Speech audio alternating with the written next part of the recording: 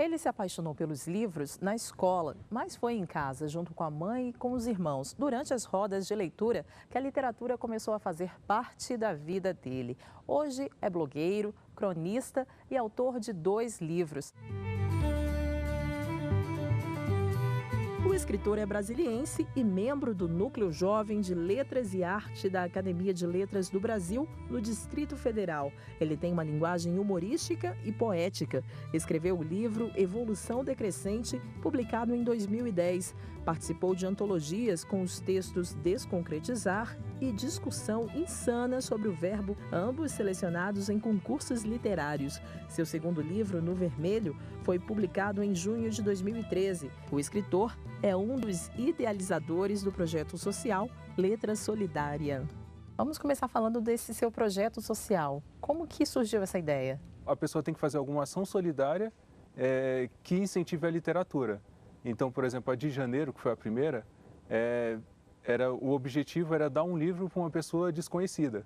Então, a pessoa mandava um depoimento para um e-mail, né, que é o Ação Literária, @gmail.com, e mandando para esse e-mail a gente publicava no blog e incentivava outras pessoas também a continuar. Então, foi crescendo de acordo com isso. Um projeto que começou e já tem aí mais de 100 pessoas. A que se deve esse sucesso?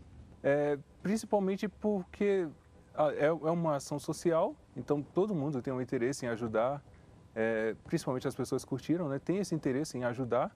E como envolve literatura, que muita gente também gosta, não tem uma desculpa para não querer, né? Acaba ajudando. Você falou aí da importância dos pais incentivarem nos filhos esse gosto, né? Você veio, inclusive, de uma casa onde existia aí uma prática de literatura muito interessante, né? Você lia para os seus irmãos, junto com a sua mãe, como que era? Exatamente. Ela tinha um horário fixo, tinha que ser 1 hora por dia, e a gente chegava, tinha que pegar o livro e ler em voz alta, era bem na época, como era criança, né? Eu ficava muito tímido e tal. Mas era uma coisa que acabava incentivando a ter esse gosto pela literatura. Então, Monteiro Lobato ali nessa época, eu lembro que a gente leu a Bíblia, então tem um peso, né, na infância principalmente. E você acredita que esse tipo de atitude com sua mãe influenciou na sua carreira como escritor? Com certeza, foi uma semente, né? Foi exatamente por causa dessas ações que eu me interessei em continuar a leitura. A partir de que momento que você passou de leitor a escritor? Em 2010, que eu era blogueiro, né? Eu comecei a escrever em blog e muitas pessoas começaram a comentar. Realmente tinha uma quantidade de pessoas muito grande perguntando, né, por que eu não escrevi um livro. E eu parei e pensei, realmente, por que eu não escrevo? E aí eu comecei a ler mais livros de crônica, né, que é o ângulo que eu peguei, para poder ter um direcionamento, né, para também não ficar aquela coisa avulsa, vou escrever um livro e pronto. E aí eu mandei para a editora e ele foi aceito por 2 editoras, foi uma coisa que me impulsionou muito. Agora de blog, né? Aqui está o primeiro livro, Evolução Decrescente. Do blog para o livro, o caminho é complicado, é difícil ou para você foi um pouquinho até surpreendentemente rápido? Foi gradativo, né? Porque o blog, no início do blog, eu tinha acesso 10 mensalmente, que eram meus amigos que eu ficava enchendo o saco. Eu postei um texto, vai lá olhar. E aí, de repente, começou a crescer uma movimentação no blog e foi uma oficina para mim. Então, eu acho assim que ser blogueiro é um primeiro passo para ser um escritor, porque você acaba alimentando essa prática de escrever. Então, eu escrevia muito e acabei experimentando, porque eu via o que o pessoal gostava, o que o pessoal não gostava, e acabou sendo uma oficina. E você é jornalista também, né? Exatamente. Você se formou em jornalismo. Você acredita que o estilo literário e o estilo jornalístico são diferentes? É difícil transitar entre as 2 profissões? Eu misturo muitas coisas. Então, na própria crônica, eu utilizo a imparcialidade, né, que seria uma coisa jornalística, que é não ficar para um lado nem para o outro. Eu jogo os argumentos e, de acordo com os personagens, a situação, então, às vezes, eu tomo posicionamento do personagem, não o meu em si. E acaba que a pessoa, ao ler, acaba entendendo a mensagem, mas é imparcial. Agora, o seu segundo livro, No Vermelho, são mais crônicas, né? Crônicas para rir Exatamente. e para contar. Para contar. Agora, você sempre deixa esse estilo meio humorístico, né? Tem essa pitada de humor. Mas um detalhe interessante é que, quando você escreveu esse livro, A sua mãe estava fazendo aí o tratamento, né? Ela foi diagnosticada com câncer. Como que foi esse processo? Apesar de ser um choque, né, aquela coisa, eu não queria ficar, eu estou triste, aquela coisa toda. Então eu até peguei mais firme no livro, apesar também de não ter muito tempo para escrever, a crônica ajuda muito, porque são textos curtos, então você para ali 2 horas, escreve um texto e aí depois você dá uma lida, mexe realmente, porque um livro ele tem uma estrutura diferente, né? Não é como um blog. Você pode ler um pouquinho para gente? Com certeza. Estar no vermelho não é considerado doença, mas pode trazer complicações para o portador desse mal. A falta de dinheiro, por exemplo, pode causar perda de apetite. Você está no restaurante self-service, morto de fome, mas come apenas uma saladinha para economizar. Outro problema causado pelo clímax dessa anomalia socioeconômica é a indisposição. Um amigo pode te chamar para o show da sua banda favorita e não há motivação para sair. O primeiro livro que eu li, assim, que eu peguei da biblioteca e tal, foi o Comércio da Vida Privada, nesse ângulo, né, quando eu decidi escrever um livro.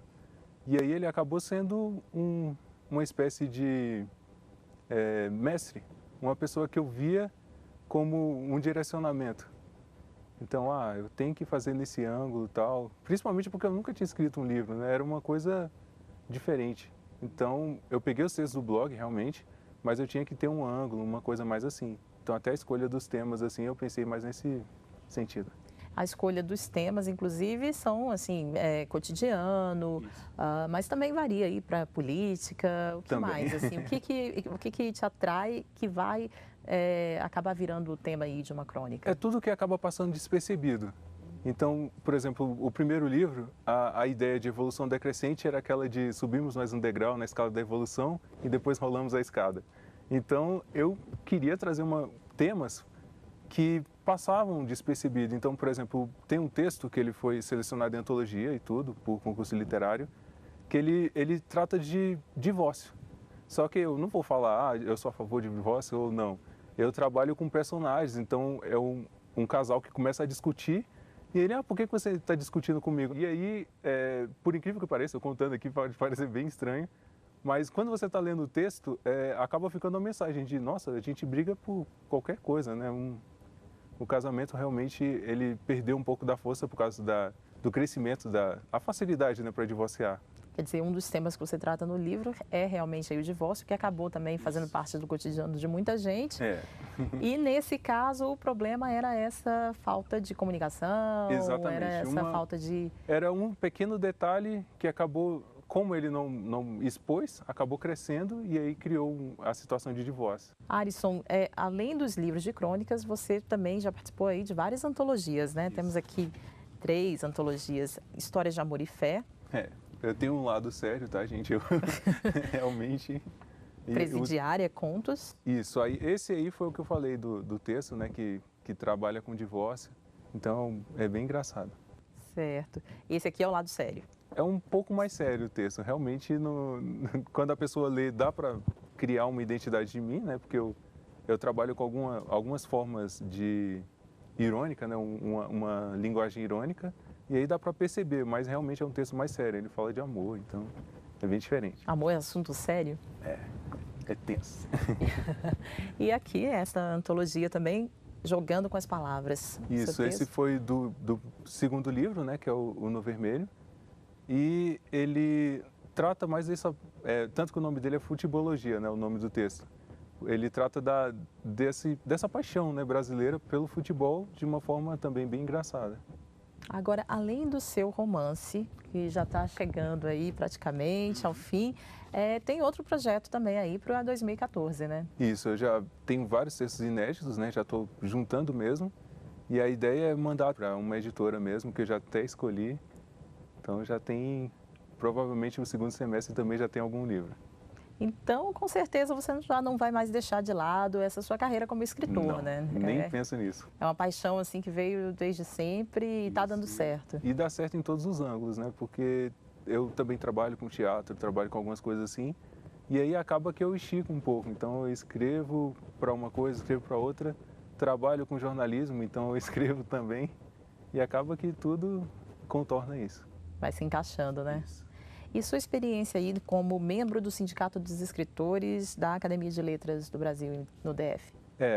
No caso, eu recebi um certificado, né, de participação no Núcleo Jovem de Letras e Artes, que é um projeto, né, da Academia de Letras, que o objetivo é exatamente esse, de incentivar a juventude a continuar escrevendo. E aí eu estava iniciando, então eu estava com 20, 22 anos, e foi um incentivo muito grande, porque eu estava trocando informações com escritores, e isso, nossa, no currículo conta muito, porque você era o cara que não conhecia nada e de repente escreveu um livro, não sabia o que fazer com isso, como divulgar, e aí foi uma ponte, né? Eu comecei a participar de vários eventos, então tinha saraus, muitos eventos do sindicato eu comecei a participar, conhecer outros escritores, né? Então você troca informações, é bem divertido.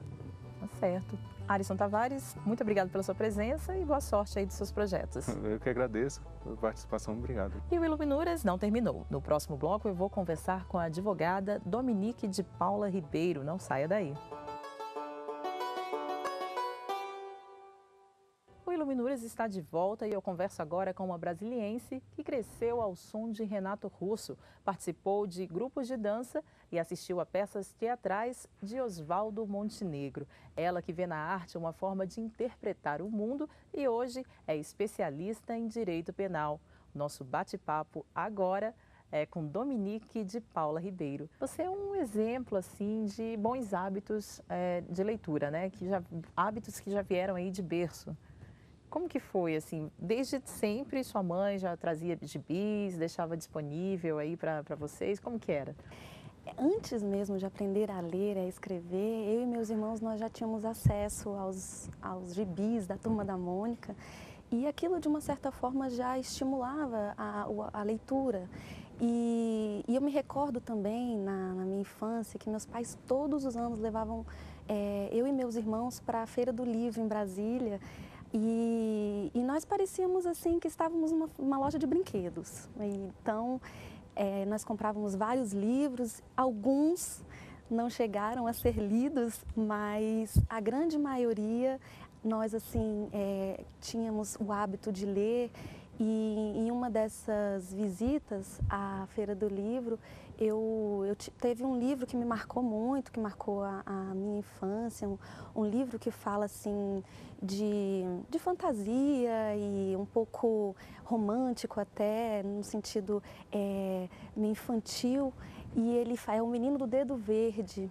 E então, a partir daí, eu noto que a leitura foi sendo realmente incorporada no meu dia a dia, até que no colégio, segundo grau, eu já tive acesso realmente aos grandes autores e desde então não tive mais, né, digamos assim, tempo livre, sempre um livrozinho na mão. Um dos grandes autores aí que você leu foi Aloysio Azevedo, o Cortiço, né? Para você, esse marco mesmo, né? Essa leitura mais romântica, mais idealista? Foi. O Cortiço foi uma obra que me marcou muito, porque ele traz uma linguagem real, sem muitas metáforas. E então você vê ali a realidade como ela nua e crua. Então você tem um contato com a vivência de uma favela, do Cortiço, fala sobre desigualdades sociais. Então o Cortiço, nessa obra do Luiz Azevedo, ele foi realmente um amadurecimento. Foi um momento em que teve essa ruptura dessa parte romântica para a parte realista e me marcou bastante essa obra.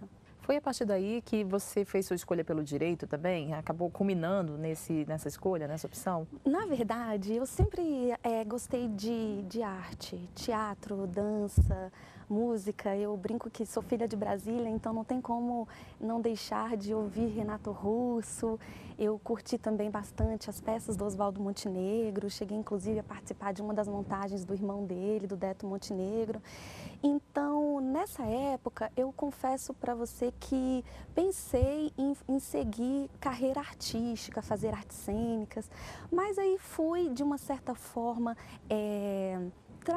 trabalhada e aconselhada pelos meus pais e me apaixonei pelo direito, né? Fiz o curso, comecei o curso muito nova, mas gostei demais. Assim, no primeiro semestre eu já tive uma grande admiração pelo curso e então o direito, ele foi sim uma decorrência dessa leitura, dessa paixão à arte e o direito para mim não deixa de ser assim uma literatura do conflito, uma literatura dos casos reais, de onde a gente tenta interpretar aquilo que está se passando com as pessoas para tentar dar outras soluções, outras formas, ter uma argumentação crítica.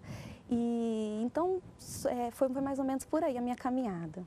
Quer dizer, a leitura foi importante para te dar esse embasamento hoje como jurista, né? Sim, com certeza. Com certeza, a leitura ela trouxe essa vontade de conhecer um pouco mais sobre a realidade, sobre a vida, esse dever ser do direito. Então, certamente me influenciou. Você diria que essa vontade, essa veia artística, ela é expressa hoje por meio da literatura também? Ah, com certeza. O jurista, ele precisa, de uma certa forma, verificar várias formas de interpretar um caso e buscar argumentações para dar soluções e emocionar o seu interlocutor. E a literatura permite isso. Você, além de aumentar o seu vocabulário, além de você verificar outras formas de ver uma determinada situação, você pode se antecipar à argumentação de uma outra parte e, dessa forma, conseguir um certo êxito na sua demanda, no seu pleito. E então, acredito que existe sim essa relação.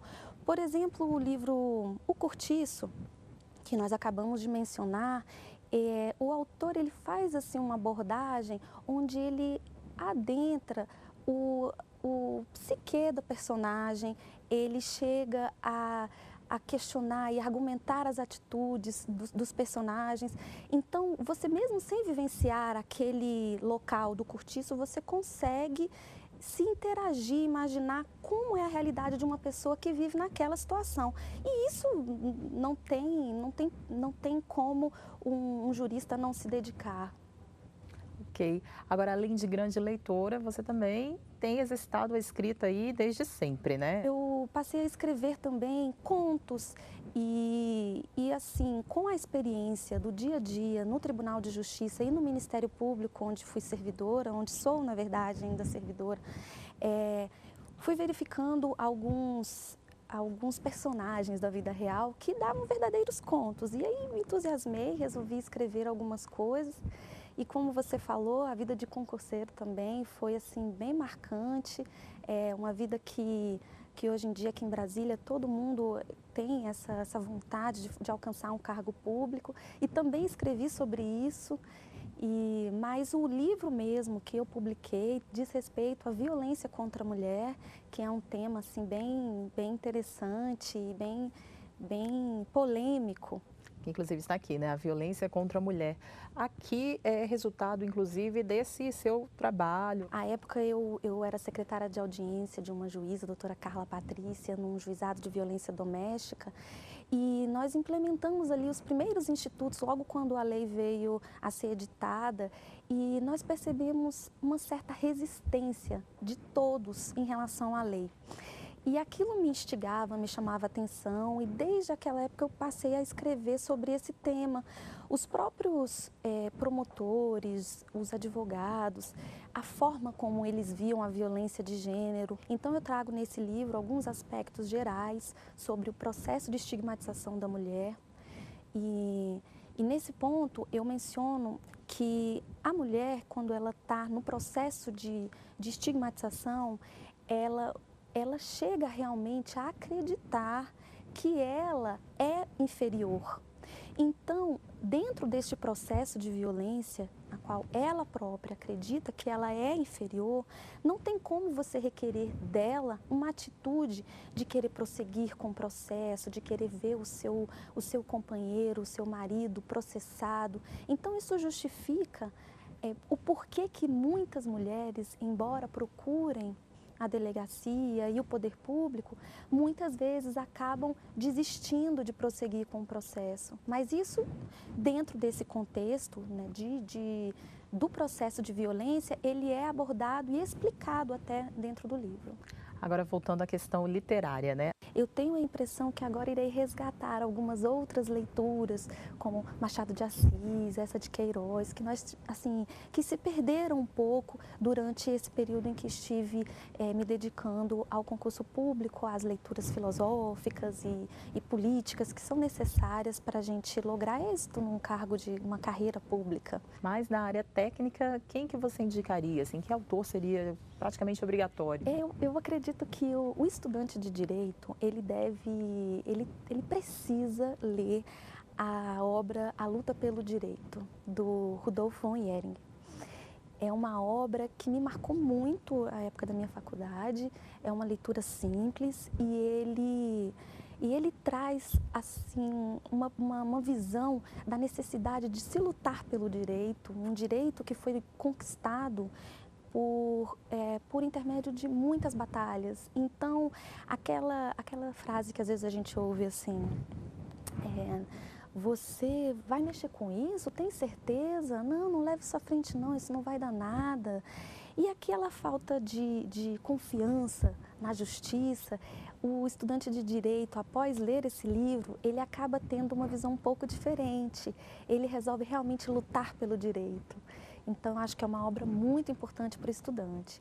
E é claro, a partir daí, outras obras, né, necessitam realmente ser aprofundadas, mas essa é indispensável. Então, vamos aproveitar a oportunidade e conhecer um pouquinho mais de Rudolf von Jhering.